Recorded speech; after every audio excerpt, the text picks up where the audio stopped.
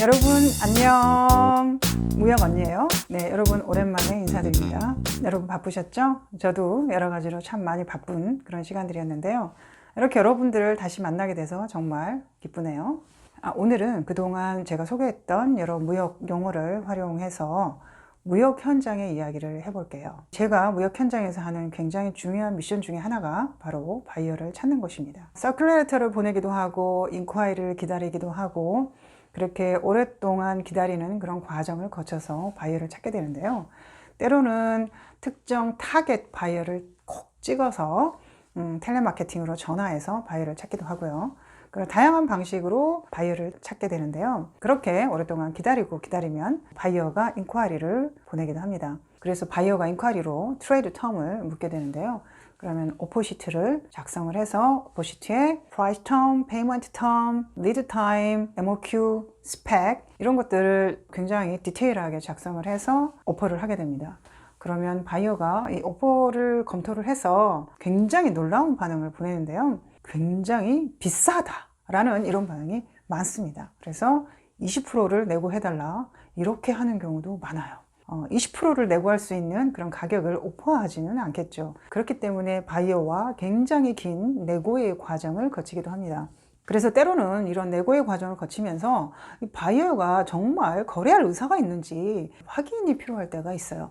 그럴 때 MOU를 체결하자 이렇게 제의를 하면 바이어가 정말 진지한 거래 의사가 있을 때 MOU에 사인을 하기도 합니다. 이렇게 MOU에 사인도 하고 오퍼의 트레이드 텀에 대해서 내고를 거쳐서 컨펌이 되게 됐을 때 세일즈 어그리먼트를 체결하게 되기도 합니다. 물론 오퍼의 프라이스 텀에도 페이먼트 텀을 변경해달라, 조정해달라고 하기도 해요. 그래서 페이먼트 텀을 RC로 제시를 했는데 뭐 TT로 하자 이렇게 하기도 하고요. 그러면은 프라이스 텀과 페이먼트 텀을 이렇게 조정해서 결정을 하기도 하고요. 세일즈 어그리먼트는 바이어와 서플라이어가 어떤 트레이드 텀으로 거래를 할 건지에 대해서 디테일하게 명시가 돼 있어요. 그래서 서플라이어로서 우리에게 어떤 불리한 조항이 있는지도 반드시 확인해서 사인을 하는 것이 굉장히 중요합니다. 세일즈 어그리먼트를 체결한 다음에 바이어가 실제 주문을 해야 되는 상황이 되면 PO를 발행을 하게 되는 거죠. 이렇게 PO를 받았을 때는 반드시 오퍼와 PO의 트레이드 텀이 같은지 크로스 체크를 해서 별 문제가 없을 때 또 accept를 해서 수락을 하게 되면 완전히 컨트랙이 체결되는 거죠. 이렇게 컨트랙을 체결한 다음에 이제 바이어가 주문한 상품을 준비를 해서 포워더를 통해서 국제운송으로 보내게 됩니다. 포워더를 통해서 국제운송으로 보내게 될 때는 FCL인지 LCL인지 결정을 해서 보내게 되는데요. 그러면은 이 화물이 배에 실려서 선적이 완료되면 비회를 받아서 그 비회를 바이어에게 보내게 돼요. 그럼 바이어가 그 비회를 받고 화물을 찾게 되는데요. 바이어가 화물을 확인을 해서 이제 품질에 문제가 있으면 클레임을 제기하고 그래서 쉽백이 되기도 하고요.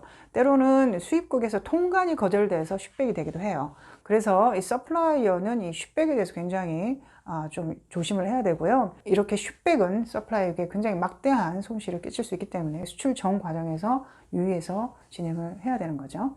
지금까지 얘기했던 다양한 무역 용어들에 대해서 좀 생소하고 이해가 안 되면 앞에 영상부터 다시 하나씩 확인해 보시면 도움이 될 것 같습니다.